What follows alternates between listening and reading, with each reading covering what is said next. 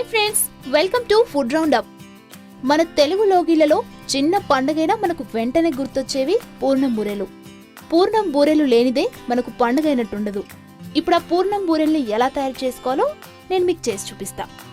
పూర్ణం బూరెలు తయారు చేసుకోవడానికి కావలసిన పదార్థాలేంటో మనం చూద్దాం. పచ్చి శనగపప్పు పావు కేజీ, బెల్లం పావు కేజీ, బియ్యం పిండి పావు కేజీ, మినప్పప్పు పావు కేజీ, యాలకులు 4, ఉప్పు తగినంత, వంట నూనె. ఇప్పుడు పూర్ణం బూరెల్ని ఎలా తయారు చేసుకోవాలనేది ఇప్పుడు చూద్దాం. ముందుగా మినప్పప్పుని ఒక 2-3 గంటలు నానబెట్టుకోవాలి. 2-3 గంటలు నానిన తర్వాత మినప్పప్పుని మంచినీళ్ళతో శుభ్రంగా కడుక్కొని మిక్సీలో వేసుకొని పిండిలాగా చేసుకొని పెట్టుకోవాలి. పిండిని రెడీగా చేసుకొని పెట్టుకున్నాం కదా, ఇప్పుడు దాంట్లో బియ్యం పిండి తగినంత ఉప్పు కూడా వేసుకొని కలుపుకుందాం. ఇప్పుడు మినపిండి బియ్యం పిండి 2 కలుపుకొని పెట్టుకున్న ఆ మిశ్రమంని నీటిలో తేలుతుందో లేదో ఒకసారి చెక్ చేసుకుందాం. ఎందుకంటే అవి నీటిలో పైకి తేలినట్టయితే బూరెలు సరిగ్గా ఉడుకుతాయి. చూశారు కదా ఇప్పుడు ఇవి పైకి ఎట్లా తేలుతున్నాయో. కొద్దిసేపు దీన్ని పక్కన పెడదాం. ఇప్పుడు కడిగిన శనగపప్పును తీసుకొని కుక్కర్లో వేసి 3 విజిల్స్ వచ్చేంత వరకు ఉంచితే మనకు కరెక్ట్గా ఉడుకుతుంది, మనకు కావలసినట్టుగా. ఇప్పుడు 3 విజిల్స్ వచ్చాయి కాబట్టి మనకు సరిపడా ఉడుకుంటుంది శనగపప్పు.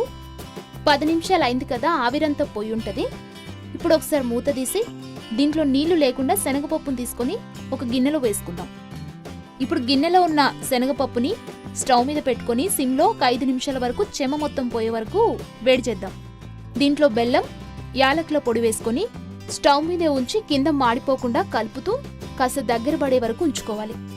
ఇప్పుడు మనం పూర్ణం రెడీ చేసి పెట్టుకున్నాం కదా, ఇప్పుడు ఈ పూర్ణంని చిన్న చిన్న ఉండలుగా చుట్టుకొని మనకి ఎంత సైజులో కావాలో అంత సైజులో చుట్టుకొని ఒక ప్లేట్లో నీట్గా పెట్టుకుందాం.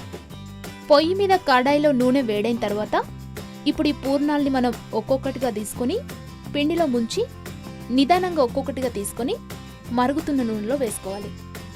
ఇవి వేసేటప్పుడు నెమ్మదిగా విడిపోకుండా నిదానంగా వేసుకోవాలి. ఇవి వేసుకున్న తర్వాత కూడా వెంటనే గరిటెతో కలపకుండా కొద్దిగా వేగిన తర్వాత మెల్లిగా మనం దాన్ని తిప్పుకోవాలి. వేసిన వెంటనే మనం గరిటెతో తిప్పితే అవి విడిపోతాయి. ఇప్పుడు చూసారు కదా, మనం దీన్ని ఇట్లా తిరిగేసాం. ఇటు సైడ్ కూడా అట్లాగే గోల్డెన్ కలర్లో వేగేంత వరకు నీట్గా వేయించుకోవాలి. ఒకేసారి కడాయిలో ఎక్కువ పూర్ణాలు వేసుకోకుండా కడాయి సైజుని బట్టి మనం దాంట్లో పూర్ణాలు వేసుకోవాలి. చిన్న సైజు అయితే 3-4 కంటే ఎక్కువ వేసుకోకూడదు. చూసారు కదా పూర్ణం బూరెలు మనం ఎంత ఈజీగా, ఎంత కలర్ఫుల్గా, ఎంత టేస్టీగా తయారు చేసుకున్నామో.